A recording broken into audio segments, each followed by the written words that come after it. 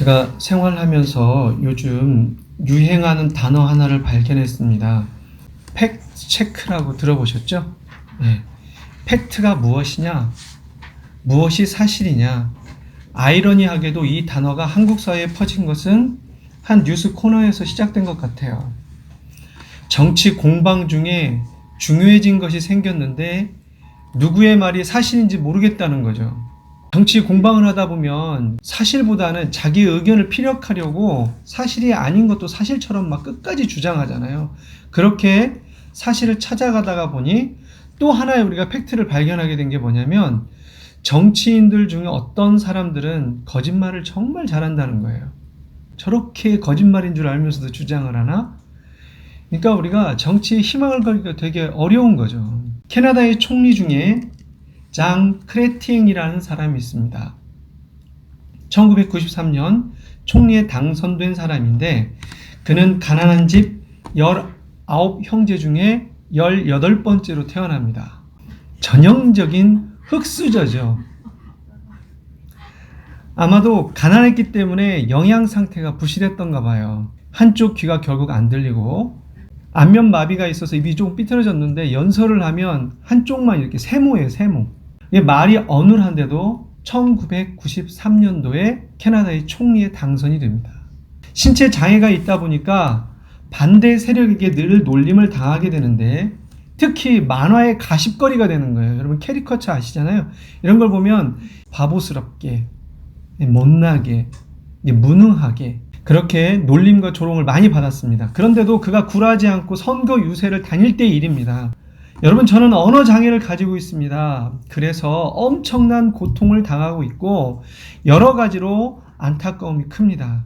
그래서 지금 내 뜻을 제대로 전달하지 못할까 봐 무척 걱정스럽습니다.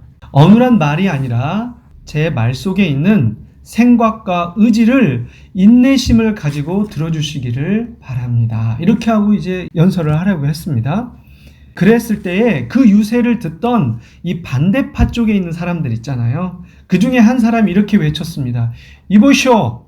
한 나라를 대표하는 총리가 언어 장애로 말을 못한다는 것은 아주 치명적인 결함 아닙니까? 사퇴하시오. 사퇴하시오. 사퇴하시오. 이렇게 외쳤더니 장내가 조용해지고 분위기가 싸늘해진 겁니다. 이때 장 크레티앵이 어눌하지만 단호하게 이렇게 말했습니다. 맞습니다. 저는 말을 잘 못합니다. 그리고 거짓말도 하지 못합니다. 이 연설을 통해서 국민들의 마음을 얻은 거예요. 너무나 거짓말하는 사람들이 많잖아요. 저는 말도 어눌하지만 저는 또 못하는 게 하나 있습니다. 거짓말을 못합니다. 그래서 캐나다의 역대 가장 정직한 총리가 아니라 역대 가장 정직한 정치인으로 인정되어서 그 후에 3번이나 국민들의 마음을 얻어내어 총리를 연임합니다. 자, 이제 이런 예를 들으면 지금도 이렇게 막 팩트 체크 하시는 분이 있어요. 그래서 가끔가다 제가 말은 그게 아닌데 딴 사람 말을 막 얘기할 때가 있어요. 김유신을 얘기하는데 이순신을 얘기할 때도 있고 그러잖아요. 문자로 보내기도 하고 목사님 오늘 틀렸어요. 틀렸죠. 뭐 그럴 수 있어요. 여러분 팩트 체크 해주세요. 그래서 정확한 정보를 아시는 게 중요하죠. 장 크리티앵입니다. 장 크리티앵. 여러분 정치판이라는 게 얼마나 권모술수가 있어요. 근본도 없이 이익에 따라 모였다가 헤어지는 이합집산이잖아요. 서로 속고 속이는 음해와 거짓과 탐욕이 난무하는 곳임을 우리는 잘 알고 있습니다. 사실 우리 그리스도인들이 이 사회에서 적어도 이 총리처럼 이런 위치와 정직하다는 평가를 받고 우리도 마음을 얻어내는 사람들이 되어야 합니다. 사실은 실상은 현대에서는 정직과 진실이 어리석고 우매함으로 몰리고 바보 같은 인생이라고 바보 같은 인간이라는 평가를 받기도 합니다. 그러나 우리는 그리스도를 닮아 하나님의 형상을 드러내야 하는 하나님의 존재들입니다. 그런 하나님의 자녀이기에 사람들에게 이런 평가와 이런 마음을 우리도 얻어내야 된다고 생각을 합니다. 그러한 삶이 어떻게 가능한지 하나님께서 그러한 삶을 살라고 우리에게 주신 게 10계명입니다. 그 중에 오늘 9계명 안으로 들어가 보도록 하겠습니다. 거짓 증거하지 말라라고 하는 이 명령 속에는 이 증거라고 하는 단어가 좀 유심히 살펴볼 부분이 있는데, 증거라고 하는 이 단어는 히브리어로 아나입니다. 아나. 증언하다라는 뜻을 가지고 있습니다. 보통 이 단어는 법정 용어예요. 법정에서의 증언을 의미하는 단어라고 보시면 됩니다. 그러니까 거짓 증거하지 말라라고 하는 이 명령은 법정에서 뭐 하지 마라? 저 사람에게 잘못된 증인이 되어주지 마라. 잘못된 증언을 하지 말라라고 하는 것이 가장 표면적인 뜻입니다. 우리가 보통 이런 그림을 그릴 수 있습니다. 고대 이스라엘에도 이런 앞쪽에는 재판장이 있고 양옆으로 검사, 변호사 또는 변호사와 증인, 그리고 정면에는 누가 있죠? 맨 뒤에는 피고가 있고 뭐 그러잖아요. 보통은 이런 식으로 우리가 법정이 구성되어 있다라고 우리가 생각할 텐데, 이런 법정은 고대에는 없었어요. 주님께서 지금 십계명을 주실 때 이 당시에도 없었습니다. 정례화된 법관 제도는 이스라엘도 훗날에 생겼고요. 성경에서 지금 등장하는 법정이라고 하는 것은, 여러분 성경을 꽤 묵상하신 분들은 아시겠지만 재판을 어디서 하죠? 그렇죠. 성문에서 하죠. 보통은 성문에서 이루어졌습니다. 그리고 조금 더 시간이 지나면 성문, 성소 두 군데에서 법이 집행됩니다. 오늘날 우리가 그려지는 전문적인 재판기구는 아직 없었다고 보시면 됩니다. 자, 우리 성경을 찾아볼게요. 신명기 21장 19절입니다. 우리 같이 읽죠. 그의 부모가 그를 끌고 성문에 이르러 그 성읍 장로들에게 그러니까 성문으로 가는 것이 맞죠? 그리고 그 성문에는 누가 있어요? 성읍 장로들이 아마도 이랬을 것 같아요. 돌아가면서 재판을 치르는 그런 구조를 가지고 있었던 것 같아요. 그래서 언제든지 성문에 나아가면 누가 있다? 재판 치러줄 수 있는 재판장이 있어요. 그게 누구죠? 장로들이었던 거죠. 성읍의 장로들. 자, 성문에서 일어나는 일이 보통은 무슨 일이 가장 많이 일어날까요? 성문. 사람들이 왔다 갔다 하겠죠. 성문이니까. 이제 나중에 여러분들이 그 그리스나 또 터키 같은데, 뭐 에페소 또는 뭐 그리스의 아테네, 고린도 뭐 이런 데를 가보시면 옛 유적들이 있지 않습니까? 성문을 지나면 항상 성문 앞에는 뭐가 있을까요? 아고라가 있습니다. 아고라가 뭐죠? 시장이에요. 시장, 광장. 거기서 사람들도 만나고 거기에서 장을 펼치죠. 왜? 성문으로 사람이 가장 많이 지나다니기 때문에 모든 유적지에 가면 우리가 발견하는 게 아고라가 있어요. 이런 것들을 우리가 잘 살펴서 기억해 놓는 것들은 굉장히 의미가 있습니다. 도움이 되는 거죠. 여러분, 상호 활동이 이루어지다 보면, 또 그리고 사람들이 많이 만나다 보면 분명히 트러블이 생기죠. 충돌이 생기겠죠. 그런 충돌 속에서 문제가 생기면 항상 누구에게 달려와요? 성문으로 와서 재판을 열게 되는 거죠. 그러니까 일단 가장 많은 사람들이 오가는 성문에는 성문 장로들이 있었고, 그들을 중심으로 해서 법정이 열리게 되고 몇 사람의 증인만 있으면 재판이 성립이 됩니다. 그러니까 당시 재판에서 기준은 뭐냐면 증인들의 증언이 가장 중요한 역할을 했다는 겁니다. 왜요? 현대처럼 CCTV가 있는 거 아니잖아요. 그렇죠? 요즘은 뭐 경찰들이 이렇게 한 번씩 와가지고 막 두들겨요. CCTV 좀 보자는 거예요. 누가 이렇게 도둑이나 뭐 강도가 이렇게 들었잖아요. 그럼 그 동선을 파악하고 싶어서 교회 CCTV를 좀 보고 싶대요. 뭐 이런 경우도 있죠. 또 DNA 검사를 하는 거. 요즘은 뭐 이런 거 하잖아요. DNA 검사를 통해서 증인을 찾기도 하고, 훗날에 지금 뭐 화성 같은 경우도 사실 이렇게 찾아낸 거잖아요. DNA 검사를 통해서. 과학수사대가 있는 것도 아니었습니다. 그러니까 오직 증명을 할 수 있는 건 뭐밖에 없어요? 증인의 눈과 입밖에는 없었던 겁니다. 당시에는 오직 증인이 가장 중요한 증거가 되었던 거예요. 고대에 이럴 수밖에 없다 보니 이 선한 법을, 이 중요한 증인의 역할을 악하게 활용할 수 있는 가능성도 있지 않겠습니까? 두 사람 이상이 증인을 만들어서 입을 맞춘다고 한다면 언제든지 합법적인 것이 될 수밖에 없는 그런 구조였던 거죠. 그렇다면 잘못된 증언, 거짓된 증언도 정말 무수히 많았을 거 아니에요. 그래서 지난주에도 말씀드렸지만 이스라엘 백성들이 포로로 끌려가서 하나님께로부터 징계를 받는 이유 중에 하나가 뭐였냐면 이스라엘 백성들이 바로 이러한 의의 법정, 정의, 공의를 실현하지 못했다. 지난주에는 뭐라고 그랬죠? 고아와 과부와 객이라고 하는 소외된 계층들을 돌보지 않았다 라고 하는 문제와 또 섞여서 그들이 심판을 받는 거예요. 그러니까 십계명에 걸려 있는 거죠. 하나님께서 주신 법들, 하나님이 주신 계명들을 그들이 실행하지 않았다는 거죠. 그것 때문에 그들이 심판을 받았던 겁니다. 그래서 하나님께서는 이 법을 보완하실 필요가 있으시잖아요. 그래서 주신 법들이 있습니다. 좀 찾아볼까요? 네. 신명기 17장 6절 7절입니다. 17장 6절 7절 같이 읽습니다. 죽일 자를 두 사람이나 세 사람의 증언으로 죽일 것이요 한 사람의 증언으로는 죽이지 말 것이며 이런 자를 죽이기 위하여는 증인이 먼저 그에게 손을 댄 후에 뭇 백성이 손을 댈지니라. 너는 이와 같이 하여 너희 중에서 악을 제할지니라. 악을 제거하는데 만약에 돌 심판이라고 한다면 돌을 들어서 먼저 누가 던져야 돼요? 증인을 섰던 사람들이 먼저 이 일을 했어야 되죠. 그러니까 정말 담대하지 않고는 이 양심에 화인 맞은 이번에 나온 뭐 그런 애들 있잖아요. 그런 애들 같지 않고서는 함부로 거짓을 만들어서 법을 집행하는 일이 쉽지는 않았겠죠. 그리고 난 다음에 다른 백성들이 다 돌을 던져서 그를 죽이게 되어 있습니다. 그러니까 이런 죄를 서로가 어때요? 막 느끼는 거 아니에요. 우리는 기관에 맡기죠. 그럼 그 기관에서 알아서 사형시키잖아요. 그런데 우리가 직접 그 사형을 실현을 해야 된다는 거예요. 그러니까 끔찍하잖아요. 눈으로 봐야 되고. 그래서 이스라엘 백성들에게 다시는 이 죄악들이 반복되지 아니하도록 하나님께서 주신 법입니다. 공동체에게.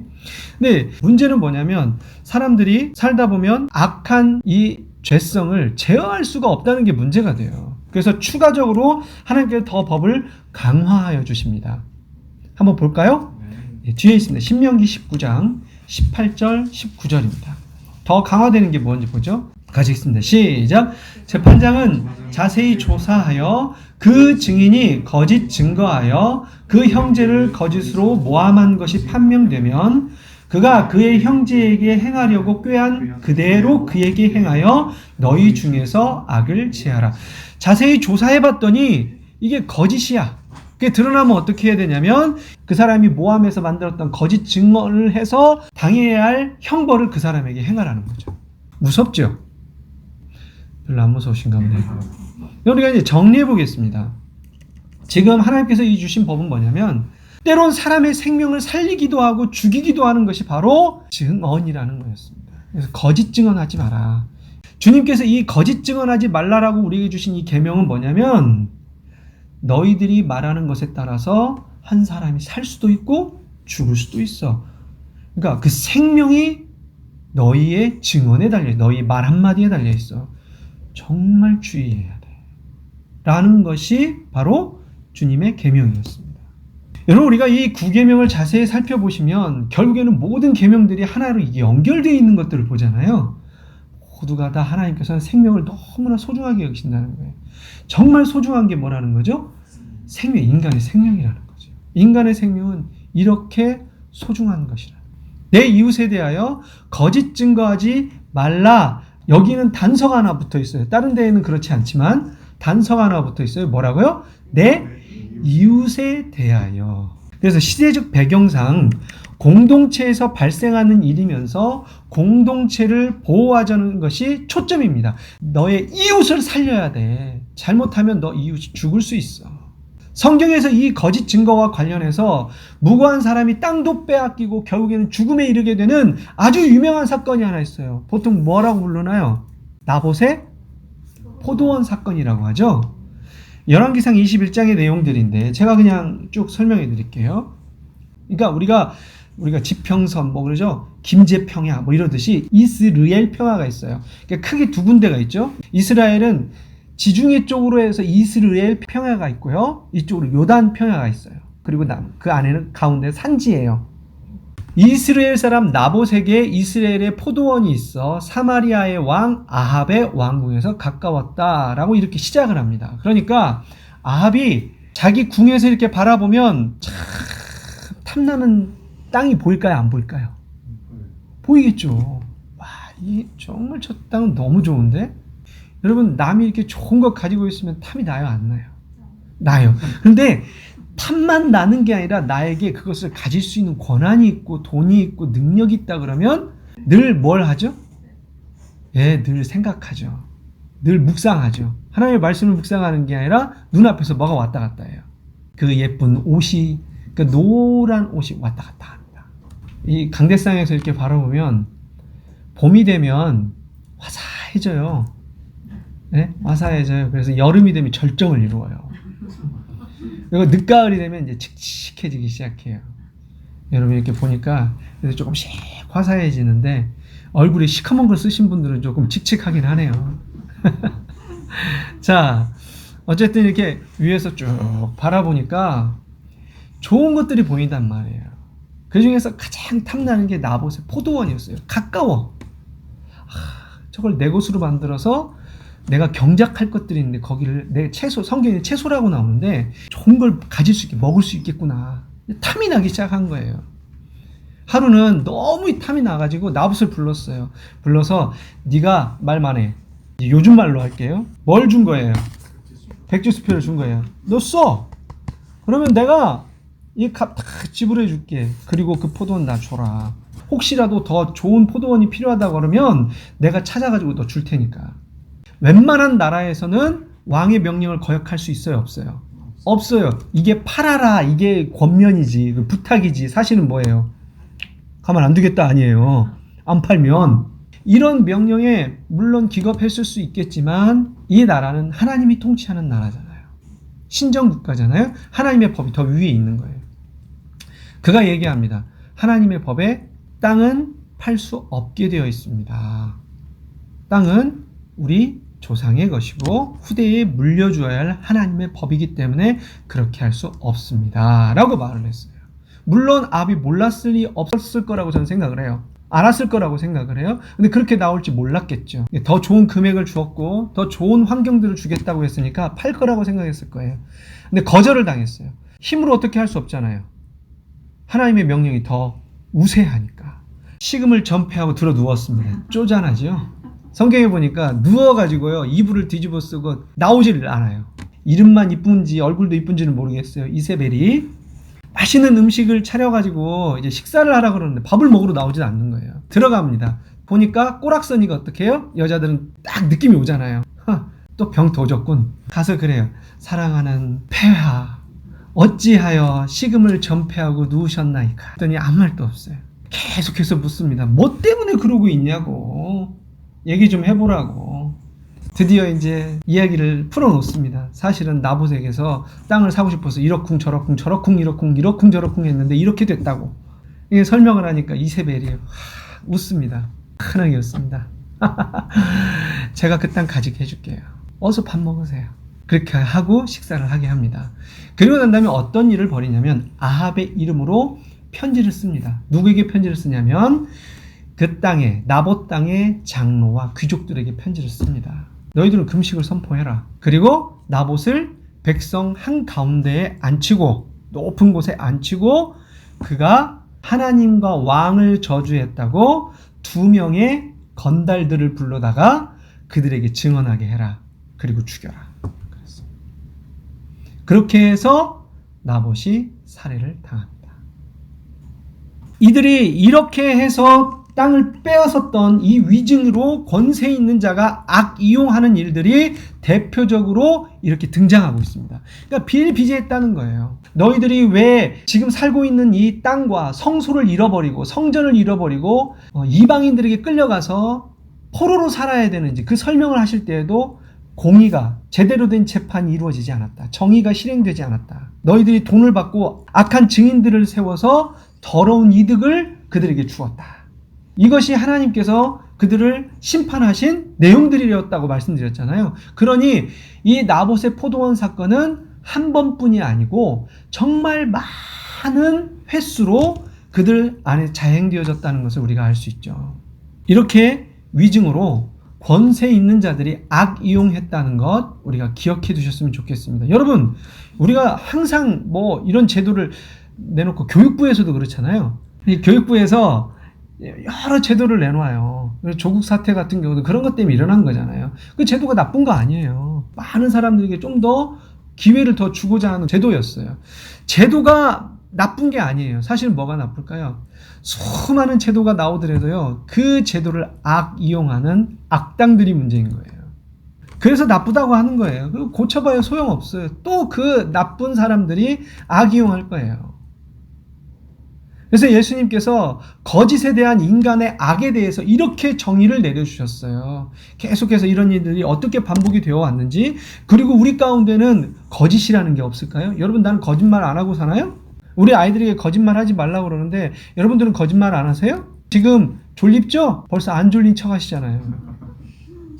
그리고 졸았던 사람들한테 제가 졸았냐고 물어보면 절대 안 졸았다. 나는 봤는데, 눈이 이렇게 감기는 걸 봤는데 자기 자신은 눈이 깜빡 이렇게 감기는 걸 못 보나 봐요. 기억이 안 나나 봐요. 뭐 또 그런다고 또 이렇게 거짓 흉내를 또 내보시고 그러시는 건 뭔지. 이 거짓에 대해서, 거짓 증언에 대해서 주님께서는 이런 정의를 내려주셨어요. 예수님께서. 우리 한번 찾아볼게요. 요한복음 8장 44절입니다. 요한복음 8장 44절입니다. 같이 읽습니다.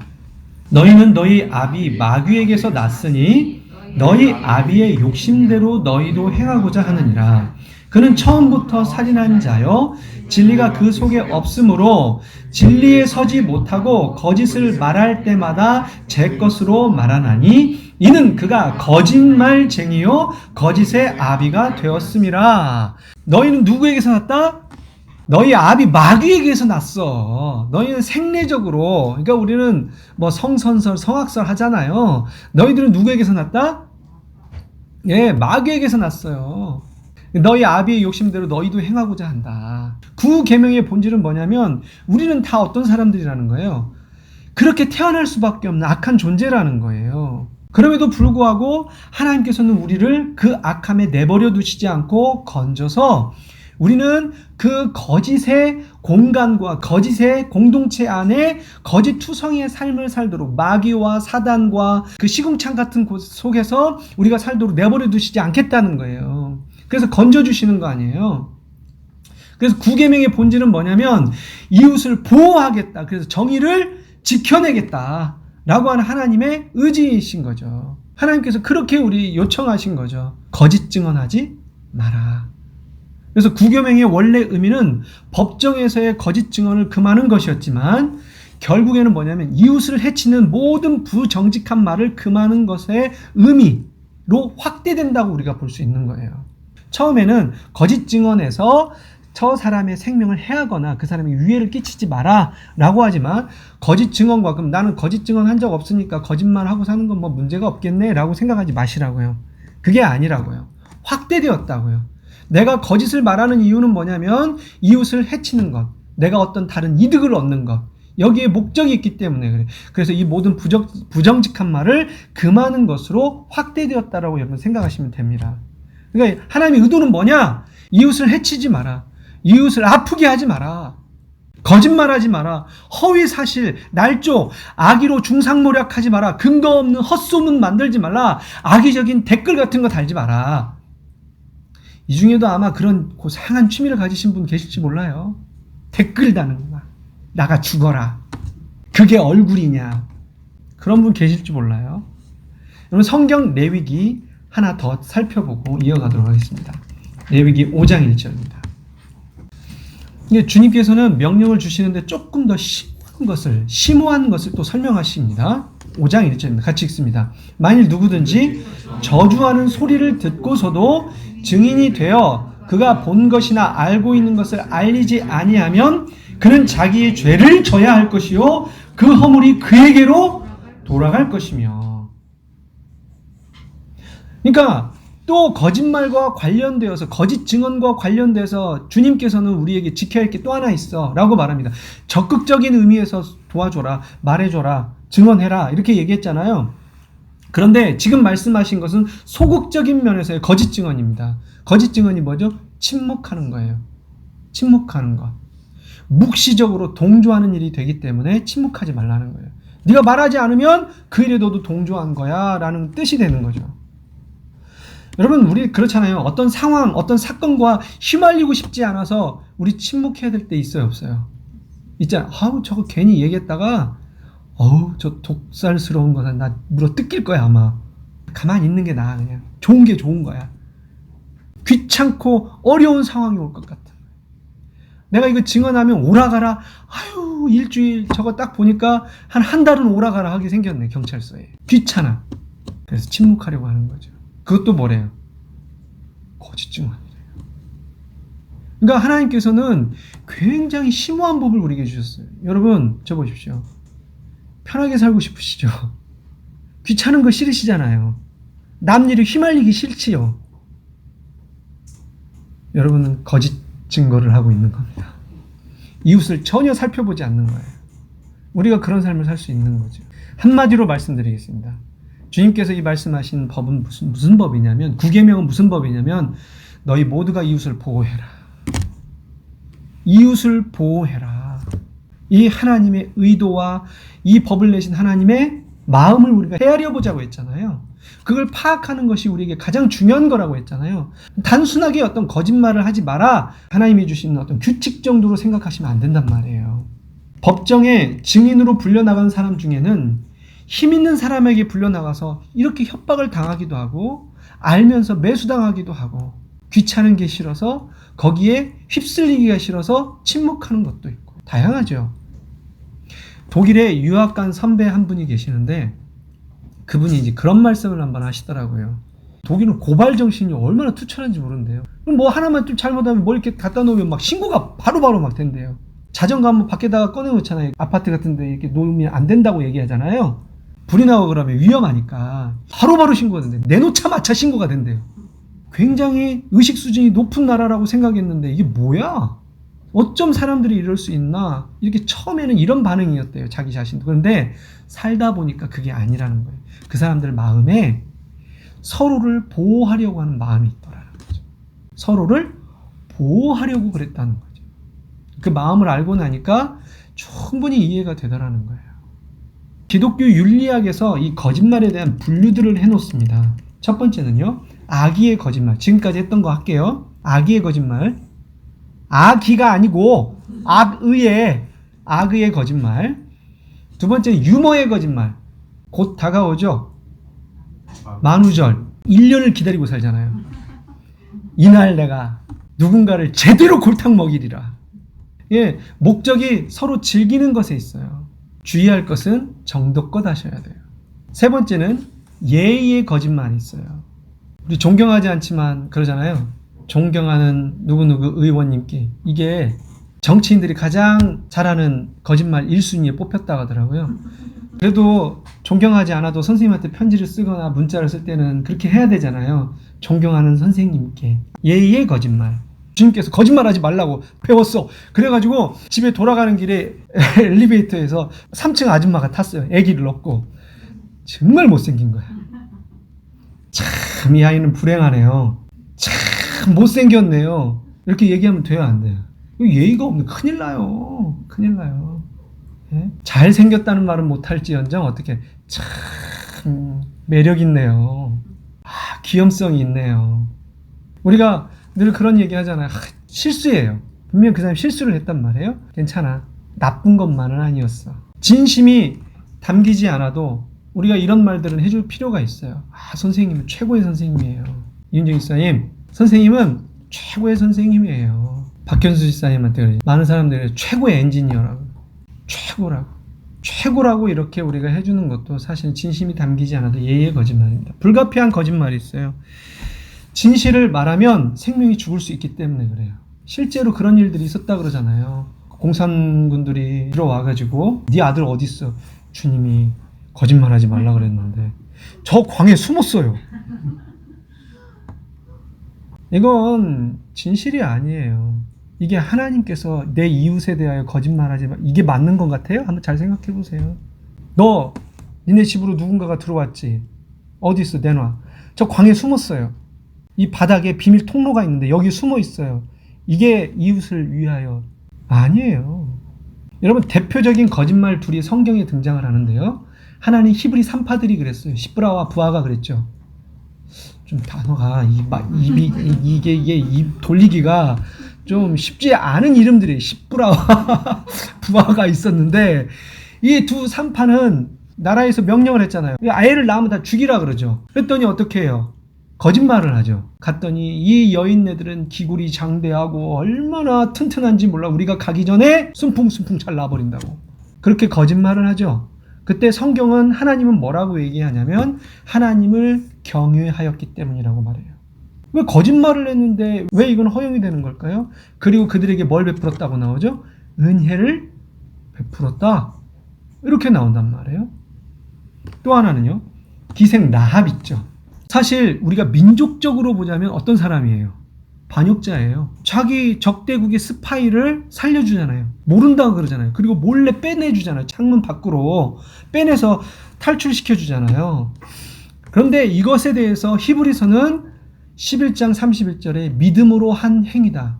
11장은 믿음장이라고 했죠. 믿음장 다 아시죠? 믿음으로 모세는, 믿음으로 누구는, 이렇게 얘기할 때 믿음으로 라합은, 기생 라합은, 심지어는 행함에 관한 성경이라고 말하고 있는 야고보서에서 등장을 해요. 2장 25절에 그는 행함으로, 이렇게 행함으로 의롭다함을 얻었다 그랬어요. 무엇을 행했다는 거예요?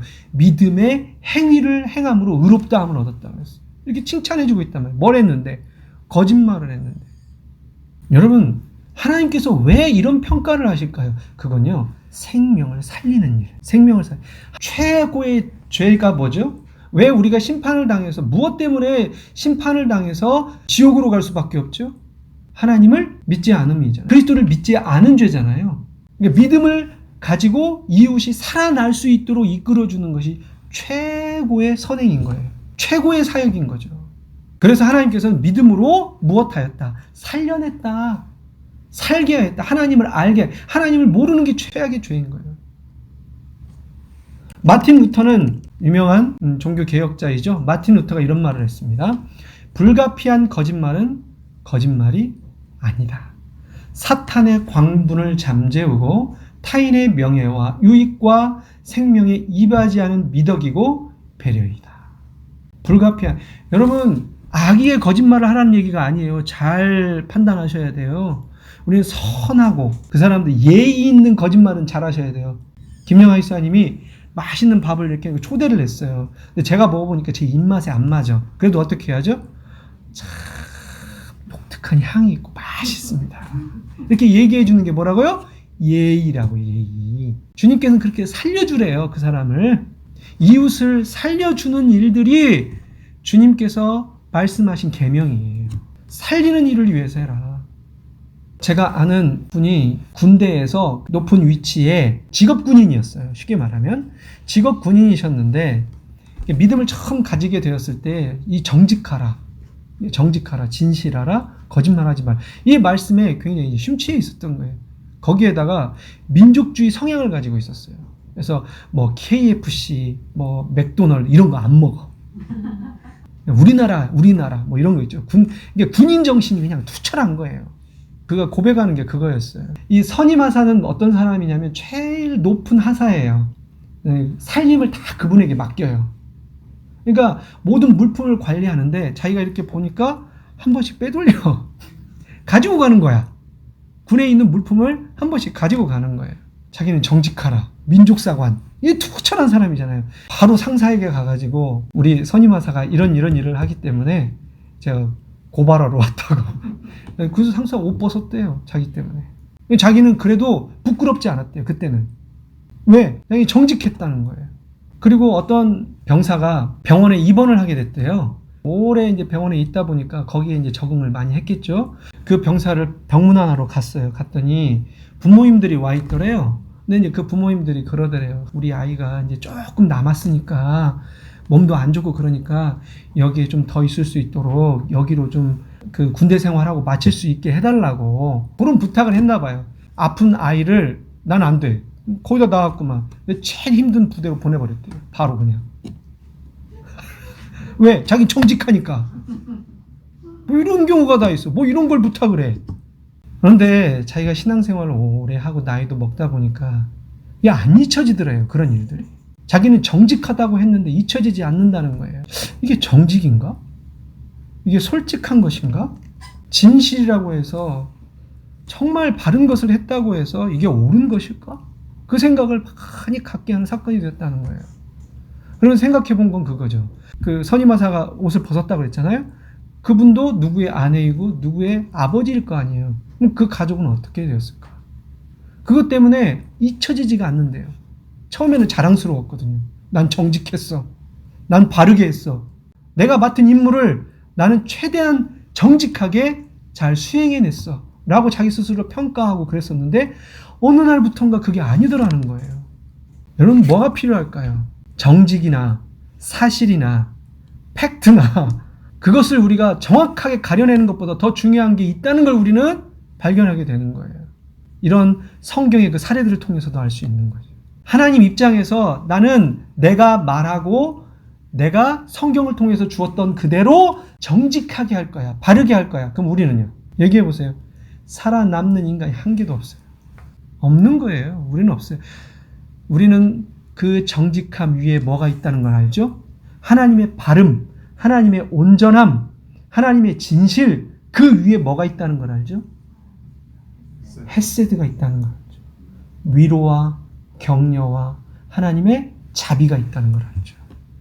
이걸 알기까지가 참 어려운 거예요, 사실. 때로는요, 우리가 진실이라고 해서 늘 말하는 것만이 때로는 참된 것이 아니에요. 때로는 참는 게 필요해요.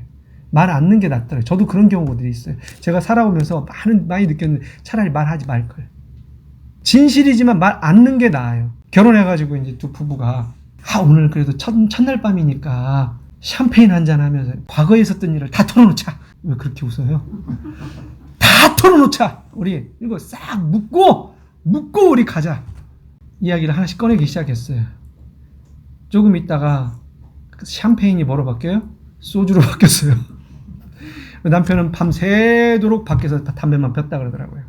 때로는 말 안 하는 게 나아요. 너무 극단적으로 제가 예를 들었지만 때로는 말하지 않는 게 나아요. 어떤 사람들에게는요, 그 이야기를 함으로 인해서 그냥 알아도 둘 다 서로 알고 있는 일이야. 사실을 알아.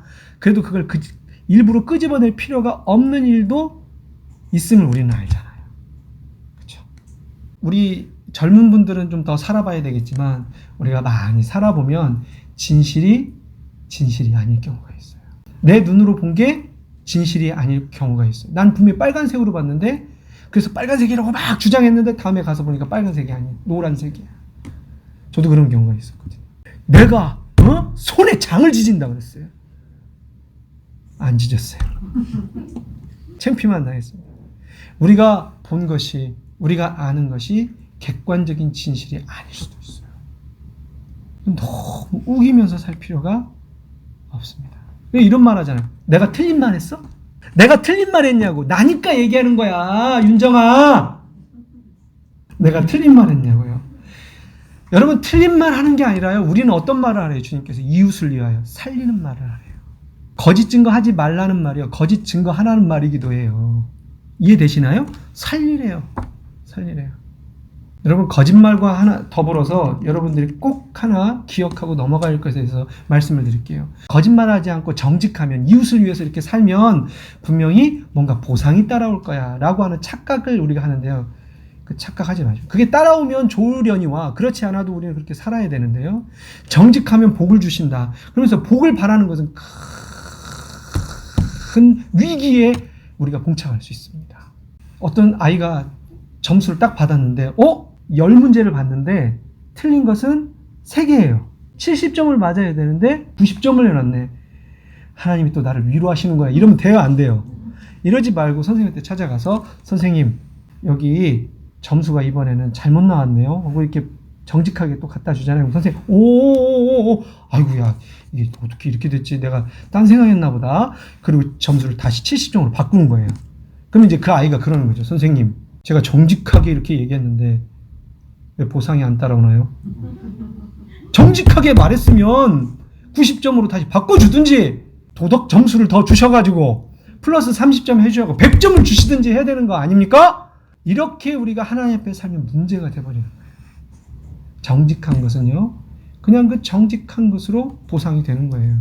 그것이 바로 하나님 우리에게 주신 성품인 거죠. 그게 우리 삶인 거예요. 그런데 그걸 가지고 뭔 보상이 따랐네 안 따랐네 얘기하는 것이 문제가 되는 거예요. 사실은. 하나님, 제가 정직하게 살았는데 손해봤잖아요. 봐요. 손해봤잖아요. 정직하게 하니까. 맞아요. 손해보는 게 하나님이 우리에게 요청하신 삶이에요. 그러니 우리가 거짓되지 않고 정직하게 살면 뭔가 보상이 따라올 것이다, 그런 생각도 절대 하지 마십시오. 그냥 이미 정직하게 산 것이 우리에게 홀가분하다라고 하는 뭘 받았어요? 상을 이미 받은 거예요. 그렇게 하나님 앞에 살아갈 수 있기를 바랍니다. 그래서 이 부분 하나 꼭 짚고 넘어가고 싶은 내용이었고요. 이런 말씀을 맺겠습니다. 우리는 그래도 아무리 그래도 진실을 말해야 합니다. 다른 사람들을 무엇하기 위해서요? 보호하고 살리기 위해서요. 정직을 말해야 돼요. 최대한 정직하게 사셔야 돼요. 그러나 살면서 유머의 거짓말 같은 것 좀 하시고 예의의 거짓말도 좀 해주시고요. 그건 필요해요, 우리에게. 아까 이야기했던 것처럼 그런 상황들 속에서 우리가 뭘 해야 되냐면 조금 더 과정을 겪는 게 필요해요. 그냥 잘라버리는 일이 아니라 그 사람에게 또 기회를 주고 또 기회를 주고, 그러면서 그 사람으로 생각할 수 있는 것, 그 사람을 정말 살리는 일이 자르는 일이 아니라, 그 선임화사를 자르는 일이 아니라 정말 살리는 일은 그게 아니겠죠. 고칠 수 있도록 무엇인가 계속해서 액션을 취하고 함께 그 사람을 살아갈 수 있도록 돕는 일이 정말 난 틀린 말 한 적 없어. 난 틀린 게 없잖아. 난 법대로 했거든. 난 규칙대로 했어. 그것이 늘 정직한 것이 아닙니다. 거짓보다 앞선 것은 사실이고요. 사실보다 앞선 것은 진실이고요. 진실보다 그 위에 있는 것은 위로와 격려와 뭐라고요? 자비라. 은혜라고. 은혜. 우리가 그 은혜의 기반 위에 우리 존재가 하나님 앞에 세워진 거예요. 주님이 우리를 그렇게 사랑하셨어요. 그렇게 우리를 주님의 자녀 만들어 주셨어요. 너희들은 거짓된 존재야. 아비가 거짓이야. 너희도 거짓이야.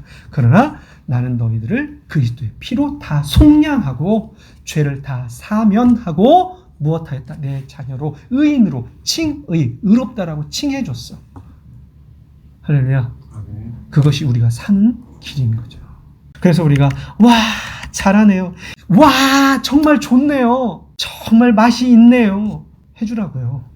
하시라고요. 그래서 살리시라고요. 계속, 야, 괜찮아. 잘했어. 더 나아질 거야. 괜찮아. 또 하자. 지원아, 또 하자. 잘했어. 뭐, 잘했어. 많이 좋아졌어. 거짓말 해주라고요. 이제 우리 아이들이 이제 이렇게 생각할지 몰라요. 저 거짓말 같은데. 잠언 18장 21절에 이렇게 시작합니다. 죽고 사는 것이 혀의 힘에 달렸다. 우리 혀가 무슨 일을 해야 돼요? 살리는 일을 해야 돼요. 죽이는 일이 아니라 살리는 일을 하자고요. 법대로. 그것만이 진실이 아닌 것 같아요. 제가 성경을 보고 이해하고 하나님의 마음을 성경 전체를 통해서 파악할 때는 이게 맞는 것 같아요. 구약에서는 이웃에 대한 증인으로서 해를 끼치지 말라라고 하는 것이 구약의 법이었다고 한다면, 저 보십시오. 신약에서의 증인은 뭘까요? 신약에서의 증인은 뭘까요? 생명의 주이신 예수 그리스도를 전파하는 증인이 돼. 살리는 증인이 되라.